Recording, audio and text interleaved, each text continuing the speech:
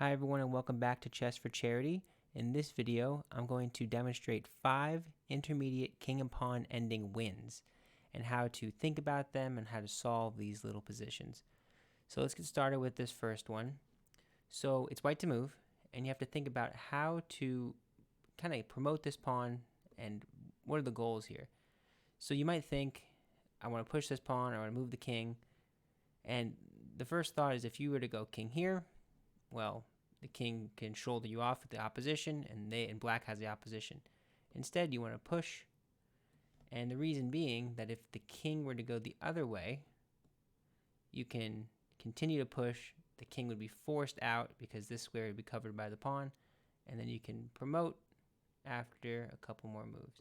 So instead, the king went this way, which means it just gave up control of this c8 square. So if I push the pawn to b7, this square is now covered, which means the king cannot return back. And that means I promote. Simple enough. And this ending here is not going to be perfect because I'm just going to mate the king. It's not going to be a perfect conversion, but it's fine. Okay, next one. So what do I do here? I have to be careful because any one step that's wrong could lead to a draw. So if you push the pawn, the king can take it, right? The king can capture that. So I have to bring the king. And do I want to bring the king to the dark square, to the light square? Well, you might think bring it here because there's a distant opposition, but that doesn't actually help you much in this case because the pawn is what you're after, not the opposition. So you bring the king here, and now if I go here to e5, black cannot keep the opposition with e7 because that pawn is under my control, or that square is under my control by the pawn. So there, now that I'm getting closer to this pawn, I want the opposition, meaning that if I go to e6, black can take it back, and that would be a draw. So instead, I want to keep the opposition, and now I'm the one going here. So then pawn moves, they have to get out, I have to secure that square, and now I promote. And just like before, the conversion is not going to be perfect here, but it doesn't matter. As long as you can win this, it doesn't matter how you win this. I'm not a perfect converter. Don't stalemate him though. I almost do that. So like there, and then back, and then this is mate. Could have gone mate there too. Okay. Next. So this one's interesting, right? This square is covered by the pawn. I can't go here, so I can go either backwards to hold the pawn, or forward and see if I can push the king back. Well, let's think about this. If you go backwards, all you're doing is allowing this king to come forward. And if you continue to run toward the pawn, eventually the king goes here, you have to run here. Eventually the king will step up and get the pawn. So you need to continue to force your way in. So right now, these squares are obviously covered by the king, and I just go anywhere really, right? Go here, and I'm just slowly forcing my way in, right? Going here, we're fighting over this square, but the king can't hold both of these squares for multiple moves in a row. So I can go here, the king holds that one, so it's getting closer to giving that one up. So now I get the opposition, and then boom, look at that. The king runs away, and I just promote, and you just win. But again, will it be perfect? Does it? No. Does it have to be perfect? No. Mate 1, 2, 3. 1, 2, 3. Okay, next one. So let's see what we got here.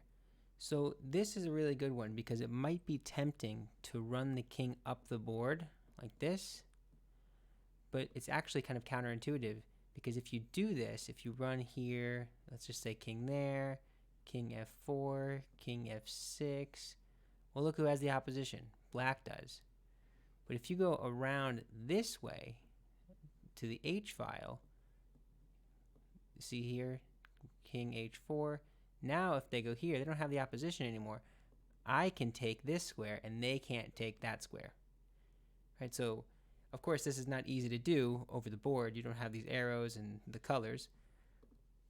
But you have to consider all the different options. So let's go king here, and now I have a couple of options. Do I want to go here or do I want to go here? Personally, I want to go here. and then I'm just going to keep shouldering off the king. So now the question is, do I push the pawn or do I do that?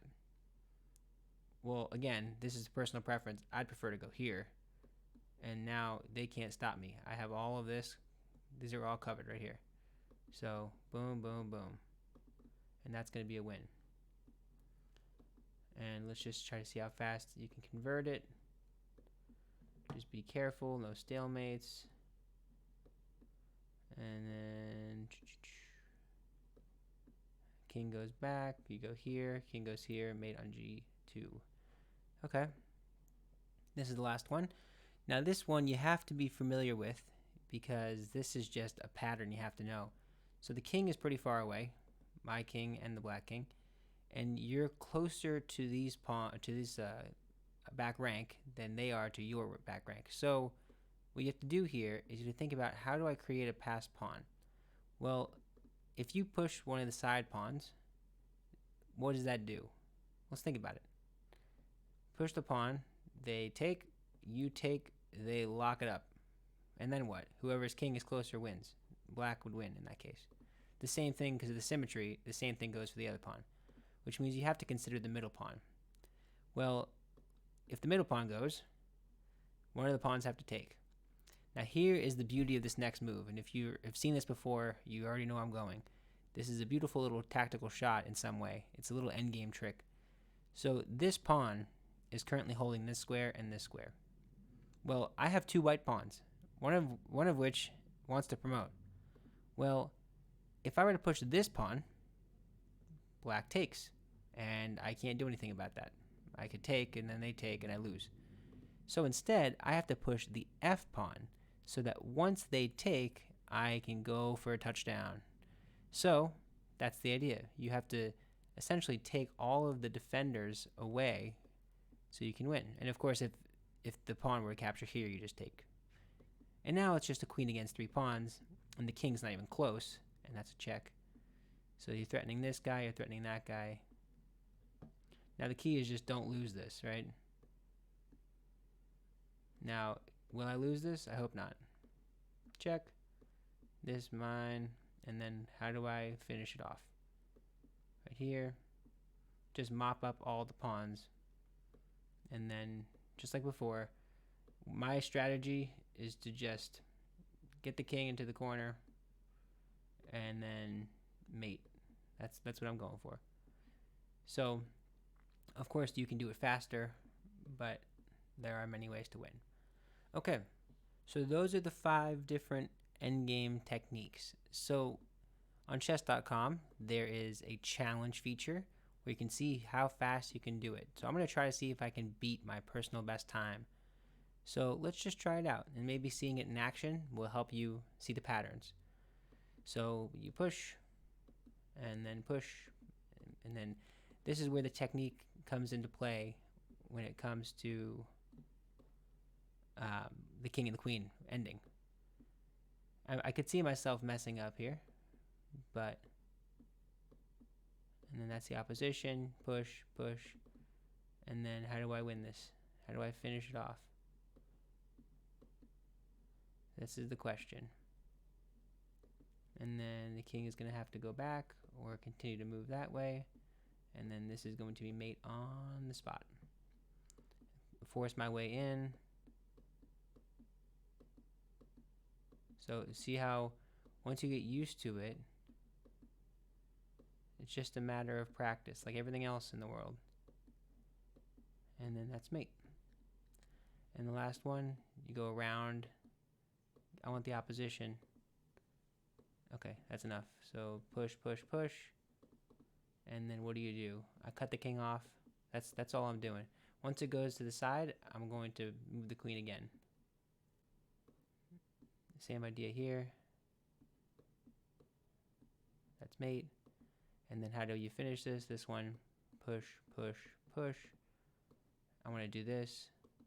Mop up all the pawns if I can. Let's see, that's check. Take this. Can I beat the score? I don't even know what time I have so far. Ooh, I went too slow. Did I win? 145. That was the best. Great. So that's pretty much it for this video. Hopefully you got something out of it, seeing these patterns over and over and over again. Remember that even in Blitz and Bullet, practicing these will help you not lose on time in those critical moments. And chess.com has a feature here for intermediate wins. And there are people out here who are really good, much better than I am, who can do this in under a minute, in 40 seconds even. So, give it a shot, try it out, and it's a lot of fun. And it sharpens those tactical tools and that endgame vision. It's even better. So that's it for this video. If you enjoy the content, please like on YouTube and subscribe. Half of all the income I get for YouTube and Twitch goes directly to charity. This month, the charity is the St. Jude Children's Hospital. I know it's a bit hard to read because I have the text over here, but this charity of the month is the St. Jude Children's Research Hospital, and half of all the income I get will go directly to that charity. The charity will change every month as well. So if you like it, please support on YouTube with a like and a subscribe, and that's it. Thanks so much. Bye.